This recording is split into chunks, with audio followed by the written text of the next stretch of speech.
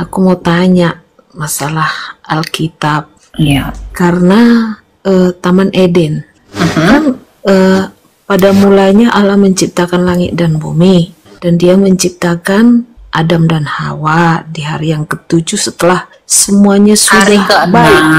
Hari keenam. Jadi setelah Adam dan Hawa berbuat tidak sesuai dengan kemauan Tuhan, perintah Tuhan, mereka diusir dari Taman Eden. Betul. Pertanyaan saya, anakku, menurut saya pribadi ya, Taman Eden kan ada di bumi ini, tapi Memang di ketika bumi ini. pedang api itu menghalau setelah diusir Adam dan Hawa, sehingga manusia tidak bisa melihat Taman Eden itu. Yang jadi pertanyaan saya, ada pemikiran orang-orang yang mengatakan bahwa Taman Eden itu tidak ada di muka bumi ini, dia ada di sorga. Salah. Jadi menurut Naelia bagaimana ya? Sorga itu dalam bahasa Yunani adalah Uranus atau Uranon. Dalam bahasa Ibrani itu Samayim, yang artinya itu langit. Gimana mungkin taman ada di langit? Ya, jadi kalau dikatakan Eden itu di langit sana, gimana pohon bisa tumbuh di langit? Gimana pohon bisa tumbuh di Uranon? Itu enggak bisa, Bu. Kata Yunani untuk surga adalah Uranus. Di Perjanjian Baru, kata ini untuk menunjuk kepada langit, tempat tinggal Tuhan, dan tempat tinggal bintang-bintang. Kalau di dalam bahasa Ibrani, kata surga ditulis dengan kata Samayim, yang artinya adalah langit, angkasa, artinya juga adalah surga. Dan menurut pandangan Yahudi, Samayim itu terdiri dari 3 lapis atau 3 tingkatan. Tingkat yang pertama atau langit yang pertama adalah tempat di mana yang kita bisa lihat sekarang, langit di udara. Yang kita bisa lihat saat ini dari bumi, itu adalah langit yang pertama, di mana burung-burung masih berterbangan, di mana masih ada udara, ada lapisan ozon di sana. Kemudian pesawat-pesawat komersial masih bisa terbang. Jadi langit yang pertama adalah langit yang kita bisa lihat, di mana ada burung-burung di udara, seperti ada di gambar ini.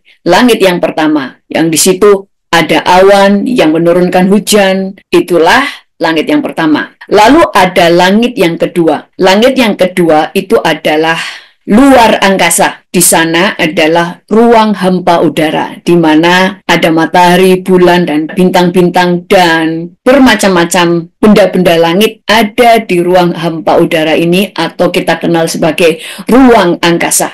Di sana sudah nggak ada burung-burung, karena tidak ada udara, selain pesawat luar angkasa yang memang sudah dipersiapkan. Itu adalah langit tingkat yang kedua atau surga tingkat yang kedua. Lalu langit di tingkat yang ketiga atau Samayim yang ketiga, disitulah ada Firdaus. Nah, pertanyaannya, adakah taman bisa berada di langit dan adakah pohon yang bisa ditanam di langit? Ada. Kita baca di dalam Wahyu 2 ayat yang ke-7 berkata, siapa bertelinga, hendaklah ia mendengarkan apa yang dikatakan Roh kepada jemaat-jemaat.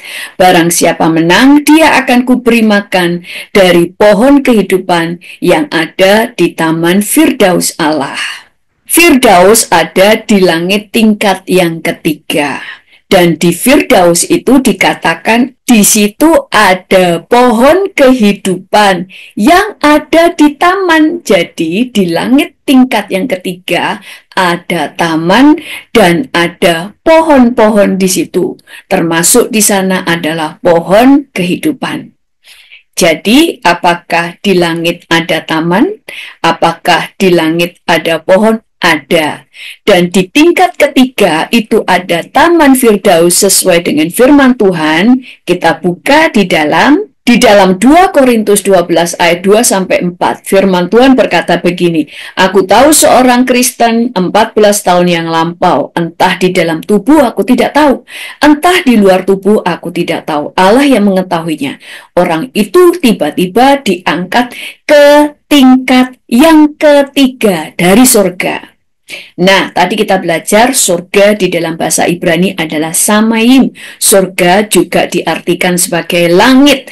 Surga tingkat ketiga juga disebut sebagai langit tingkat yang ketiga. Aku juga tahu tentang orang itu, entah di dalam tubuh, entah di luar tubuh, aku tidak tahu. Allah yang mengetahuinya.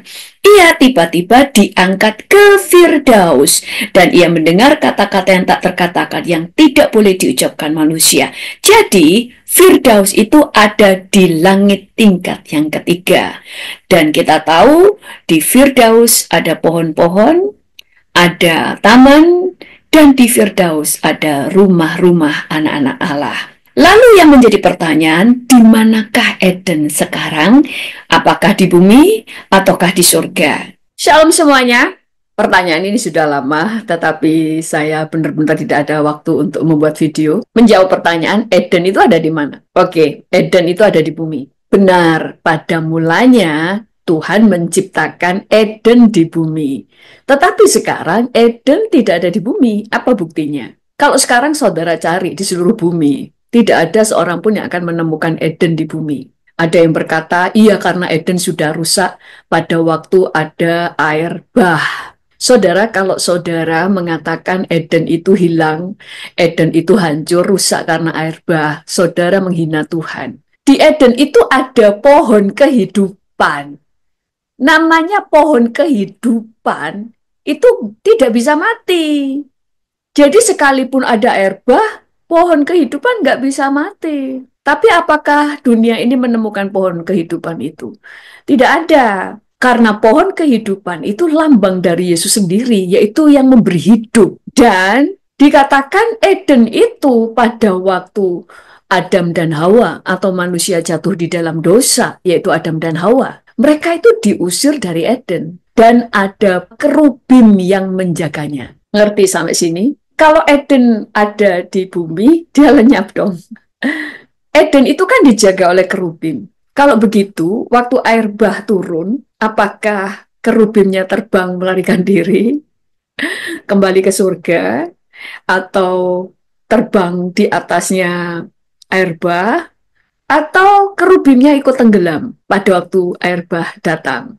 Terus pohon kehidupannya ikut hancur, tenggelam di air bah. Apakah begitu ceritanya? Saudara menghina Tuhan. Kejadian 2 ayat 23 sampai 24 berkata begini. Lalu Tuhan Allah mengusir dia dari Taman Eden supaya ia mengusahakan tanah dari mana dia diambil. Ia menghalau manusia itu, dan di sebelah timur Taman Eden ditempatkannya lah beberapa kerub dengan pedang yang menyala-nyala dan menyambar-nyambar untuk menjaga jalan ke pohon kehidupan. Ini Taman Eden nih, kemudian dijaga oleh para kerubim. Kerubim itu bukan malaikat biasa, saudara. Nanti saya jelasin. Dijaga kerubim untuk menjaga supaya pohon kehidupan itu terjaga, supaya tidak ada manusia yang masuk ke situ. Kok sekarang kena air bah? Berarti Tuhan tidak bisa menjaga firman-Nya. Dia yang memerintahkan supaya kerubim menjaga. Kerub itu kalau satu, kerubim itu kalau banyak ya. Supaya Taman Eden itu tidak dimasuki manusia untuk menjaga pohon kehidupan. Ternyata kena air bah. Masa Tuhan kalah dengan air bah dan kerubim-kerubim ikut tenggelam atau dia melarikan diri? Kalau kerubimnya melarikan diri pada waktu air bah datang, itu namanya kerubimnya nggak taat, kerubimnya tidak bertanggung jawab sehingga dia melarikan diri. Ya, ngerti ya? Saudara harus tahu, Tuhan itu kalau berfirman, maka firman itu akan mengerjakan tepat seperti apa yang dia sampaikan, tepat seperti apa yang dia maksudkan. Jadi kalau itu dijaga, ya dijaga. Tapi pada kenyataannya nggak ada orang yang menemukan Taman Eden, kan? Karena memang Taman Eden sudah tidak ada di bumi. Nah, saya akan jelaskan. Yang pertama, di Eden itu Tuhan hadir di sana. Di Eden itu ada kemuliaan Tuhan, ada kekudusan Tuhan. Makanya pada waktu Adam dan Hawa jatuh dalam dosa, dia harus pergi dari Eden. Dunia itu diciptakan Tuhan di dalam dimensi ilahi. Ada di dalam dimensi rohani. Kudus, mulia. Belum ada dosa di sana.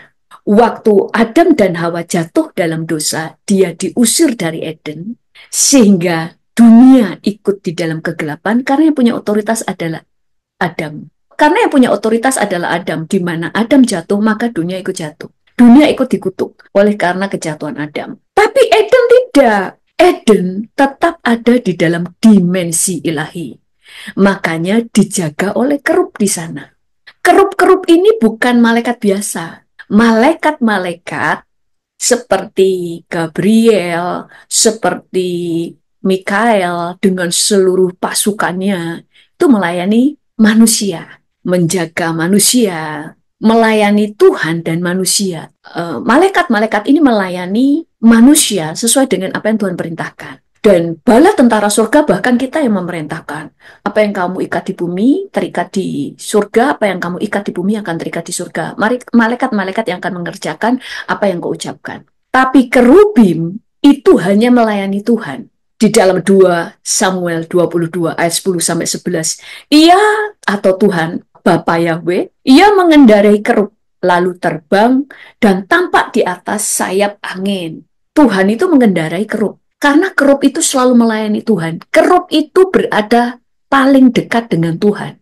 Kemudian di dalam Mazmur 18 ayat 10 berkata, ia mengendarai kerub, lalu terbang dan melayang di atas sayap angin. Sekali lagi dikatakan, Tuhan kita itu mengendarai kerub. Kerub itu sebagai kendaraannya. Karena kerub itu selalu dekat dengan Allah. Hanya melayani Tuhan, nggak melayani saudara. Di dalam Mazmur 99 ayat 1, Tuhan itu raja, maka bangsa-bangsa gemetar. Ia duduk di atas kerub-kerub, maka bumi goyang. Dia duduk di atas kerub-kerub. Kerub itu adalah makhluk surgawi yang paling dekat dengan Tuhan. Mikael dan seluruh pasukan bala tentara surga sering Tuhan utus untuk menjaga anak-anaknya. Gabriel Tuhan utus untuk memberikan pesan dari surga. Tapi kerub, dia sangat dekat dengan Tuhan. Salah satu kerub yang jatuh adalah Lucifer. Lucifer itu paling dekat dengan Tuhan. Lucifer itu tempatnya dekat dengan Tuhan karena dia ditempatkan dekat dengan kerub. Makanya dia paling dekat dengan Tuhan. Kemuliaannya itu luar biasa. Nah, makanya karena di Eden itu Tuhan hadir di sana. Tuhan itu berjalan-jalan dengan manusia. Tuhan berjalan dengan Adam dan Hawa. Makanya pada waktu Adam dan Hawa jatuh dan mereka sadar mereka telanjang dan mereka bersembunyi, dikatakan mereka mendengar suara langkah kaki Tuhan. Dia langsung tahu itu suara langkah kaki Tuhan. Dia nggak berpikir itu suara langkahnya monyet, suara langkahnya malaikat, tapi mereka tahu itu suara langkah kaki Tuhan karena Tuhan sering berjalan di sana. Dan kenapa harus kerub yang ada di situ yang menjaga, bukan bala tentara surga, karena hadirat Allah di sana. Nah, Eden itu seperti potongan surga atau miniaturnya surga ada di bumi. Eden itu adalah surga yang ada di bumi. Makanya waktu manusia jatuh di dalam dosa, mereka harus diusir dari Eden karena ada pohon kehidupan. Maka Eden masih tetap berada di dimensi ilahi. Tapi dunia mulai ada di dalam kerajaan kegelapan. Dunia jatuh dalam dosa. Alkitab berkata gelap dan terang tidak dapat disatukan. Makanya Eden itu nggak bisa ada di bumi. Karena gelap dan terang tidak bisa disatukan. Dunia ini gelap, dunia ini dosa, dunia ini najis. Tapi Eden itu kudus. Makanya dia tidak ada di bumi. Kenapa nggak ada di bumi? Kenapa pada waktu malaikat memberontak kepada Tuhan, hari itu juga mereka terpental dari kerajaan Allah? Karena antara gelap dan terang tidak bisa disatukan. Lalu Eden ada di mana? Eden Tuhan bawa ke Firdaus. Kenapa kok ke Firdaus? Karena di dalam 1 Yohanes 5 ayat 19, kita tahu bahwa kita berasal dari Allah dan seluruh dunia berada di bawah kuasa si jahat. Kenapa Eden tidak ada di bumi lagi? Karena dunia ada di bawah kuasa si jahat. Yang ada di bawah kuasa si jahat bukan cuma bumi, tapi dunia. Apa yang dimaksud dengan dunia? Semua yang kita bisa lihat secara fisik, yang kita bisa sentuh, kita bisa jangkau. Kapan hari saya sudah menjelaskan bahwa surga itu ada 3 tingkat. Samayim 1, 2, dan 3. Di surga tingkat ketiga atau Samayim tingkat ketiga, disitulah Firdaus. Lalu dunia itu yang mana? Dunia itu adalah bumi, langit pertama, dan langit yang kedua. Surga tingkat 1 itu adalah di mana ada udara, batas udara, ada ozon di sana, ada burung-burung di udara, kita masih bisa melihat langit, kita bisa melihat pesawat-pesawat bisa terbang di sana, kita bisa melihat awan yang mendatangkan hujan. Itu di langit pertama atau di surga tingkat yang pertama. Di surga tingkat yang kedua adalah luar angkasa. Di situ ada benda-benda langit, matahari, bulan, bintang, planet-planet yang lain tuh ada di sana semua, hampa udara. Makanya manusia masih bisa menjangkau bulan, Mars, mereka masih bisa melihat bintang-bintang, mereka bisa melihat matahari, semua yang terlihat. Semuanya itu adalah dunia. Makanya Alkitab berkata langit dan bumi akan berlalu. Langit yang kita lihat, yang kita bisa lihat, semuanya akan berlalu. Tapi surga tingkat ketiga, di mana Eden berada, itu tidak ada di bawah kuasa si jahat. Karena di sanalah kerajaan Allah ada. Di surga tingkat ketiga ini sudah bukan dunia, tetapi sudah masuk di dalam dimensi ilahi atau dimensi kerajaan Allah. Makanya Eden sekarang ada di sana karena Eden masih di dalam dimensi ilahi, kudus, suci, ada hadirat Tuhan, dan ada pohon kehidupan. Makanya yang ada di Firdaus juga ada di Eden. Di Firdaus ada pohon kehidupan. Banyak, nggak cuma satu. Di Eden juga ada pohon kehidupan, tapi hanya satu. Di Firdaus ada sungai-sungai yang mengalir. Di Eden juga ada. Karena Eden itu seperti potongan surga ditaruh di bumi. Itu sebabnya waktu Adam dan Hawa jatuh dalam dosa, dia tidak boleh ada di sana. Selain karena ada pohon kehidupan, tapi karena kekudusan dan kemuliaannya, tidak bisa disatukan dengan yang najis dan dosa. Firman Tuhan di dalam Efesus 6 ayat 12 berkata, karena perjuangan kita bukanlah melawan darah dan daging, tetapi melawan pemerintah-pemerintah, penguasa-penguasa, penghulu-penghulu dunia yang gelap ini, melawan roh-roh jahat di udara. Roh-roh jahat itu di udara. Kekuasaan iblis adalah dari bumi sampai pada langit tingkat yang kedua. Sehingga seluruh dunia yang masih bisa kasat mata, itu semuanya ada di bawah kuasa si jahat yang kamu bisa lihat. Yang kamu tidak bisa hampiri adalah dimensi ilahi. Karena ada hadirat Tuhan di Eden, makanya yang ada di situ adalah kerubim. Kerubim itu selalu dekat dengan kehadiran Tuhan. Sekali lagi, kerubim selalu berada dekat dengan Tuhan. Bahkan dikatakan Tuhan duduk di atas kerubim.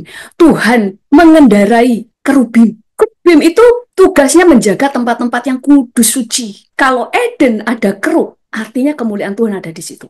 Dia tidak mungkin ada di bumi. Kalau masih ada di bumi, terus saudara katakan dia tenggelam dengan air bah. Salah, saudara. Oh, Eden itu melayang-layang, nggak nampak. Nggak bisa. Dunia ini cuma ada dua dimensi. Dunia fisik dan dunia roh. Terus dunia roh. Dunia roh pun ada dua. Kerajaan gelap dan kerajaan terang. Kalau Eden itu adalah terang karena ada kemuliaan Tuhan, di bumi nggak mungkin karena dia di dimensi ilahi. Dunia ini kan tadinya dimensi ilahi. Tapi karena manusia jatuh dalam dosa, makanya dia ada di dalam dunia kegelapan. Karena dunia jatuh dalam dosa, maka dunia berada di bawah kuasa kerajaan gelap. Eden tidak mungkin masuk dalam kerajaan gelap. Dia tetap ada di dalam dimensi ilahi. Maka dia ada di surga tingkat ketiga. Karena surga tingkat ketiga itu adalah batasan yang ilahi. Bumi, kemudian langit tingkat pertama, di situ saudara masih ada udara. Kemudian tingkat kedua, langit ke tingkat kedua, itu ada benda-benda langit, ruang hampa udara, atau luar angkasa. Ini kan dunia. Kuasa kegelapan di sana. Di langit ketiga, itu adalah dimensi ilahi. Tidak ada seorang pun yang bisa masuk ke sana. Kalau bukan Tuhan yang menarik kita. Bahkan di dalam terjemahan Septuaginta, bahasa Yunaninya Eden.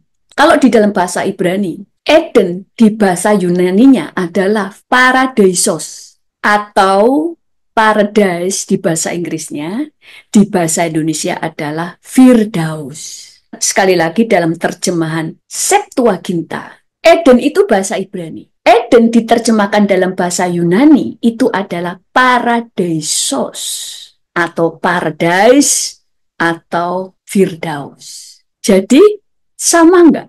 Sama, tapi ada perbedaan. Eden itu seperti potongannya, potongan dari surga yang Tuhan taruh di bumi. Makanya Tuhan hadir di sana. Seperti miniaturnya surga. Yang ada di Firdaus ada di Eden. Eden juga disebut sebagai taman Tuhan, disebut juga sebagai taman buah-buahan, disebut juga taman Allah, taman buah-buahan, tempat kebahagiaan. Itulah Eden. Zaman dulu, kerajaan-kerajaan Persia itu selalu punya taman. Raja itu punya taman, tempat raja beristirahat, Tempat bersantai. bercengkrama ada di situ. Makanya Eden itu adalah tamannya Tuhan. Sehingga Tuhan bisa bercengkrama bersama dengan anak-anak Tuhan. Bersama dengan Adam dan Hawa. Makanya sekarang Eden ada di Firdaus. Sekarang pohon kehidupan ada di Taman Firdaus. Dulunya ada di Taman Eden. Kita baca di dalam Wahyu 2 ayat 7. Siapa bertelinga, hendaklah ia mendengarkan apa yang dikatakan Roh kepada jemaat-jemaat. Barang siapa menang, dia akan kuberi makan dari pohon kehidupan yang ada di Taman Firdaus Allah. Itu sebabnya waktu saudara meninggal, saudara ada di Firdaus. Makanya rumah-rumah saudara disiapkan Tuhan di Firdaus. Di dalam Yohanes 14 ayat 2 berkata, di rumah Bapakku banyak tempat tinggal. Jika tidak demikian, tentu aku mengatakannya kepadamu. Sebab aku pergi ke situ untuk menyediakan tempat bagimu. Lalu di ayat yang ketiga berkata, dan apabila aku telah pergi ke situ dan telah menyediakan tempat bagimu, aku akan datang kembali dan membawa kamu ke tempatku, supaya di tempat di mana aku berada, kamu pun berada.